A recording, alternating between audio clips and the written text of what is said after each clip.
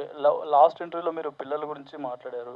ఈ సినిమాలో మీరు ఒక మదర్‌గా యాక్ట్ చేశారు. ఆ నేను మాతృత్వాన్ని పిల్లల గురించి మాట్లాడంటే అంటే పిల్లల గురించి మాట్లాడారు అప్పుడు ఒక ఇంటర్వ్యూలో. హా, ఈ సినిమాలో మీరు మదర్‌గా చేశారు కదా! ఆ మాతృత్వాన్ని ఎలా ఎంజాయ్ చేశారు? I don't understand the question, sorry what? Oh okay okay, అదా ఓకే. దీంట్లో వచ్చి ఎస్ యూర్ రైట్, ఒక మదర్గా ప్లే చేశాను. అదే అతను చెప్పినట్టు దీంట్లో వచ్చి ఒక సాఫ్ట్ సైడ్ ఉంటుంది, బికాస్ షీఈ్ నాట్ ఒక characterization, she not a violent character. చాలా ఒక సాఫ్ట్ అమ్మాయి, పెళ్లి చేసుకుంటుంది, ఒక బిడ్డ ఉంది, అండ్ దాంట్లో ఏం ఒక ప్రాబ్లం జరుగుతుంది, why she has to be single mother. ఒక సింగిల్ మదర్ కథ మీరు చూసింటారు, because obviously you don't see my love interest. It's a single mother story.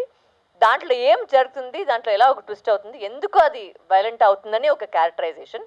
So it is very beautiful graph. నాకు ఒక అంటే from a soft to violent అనేది అది తెలుసు, నాకు న్యాచురల్గానే వస్తుంది అనుకుంటారు మీరు, అంటే అది కాదు.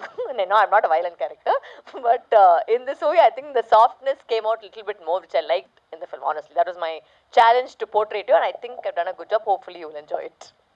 ఇందాక మీరు మాట్లాడుతూ హనుమాన్ చిన్న సినిమా అని అన్నారు. ఇప్పుడు సీక్వెల్ జై హనుమాన్ వస్తుంది.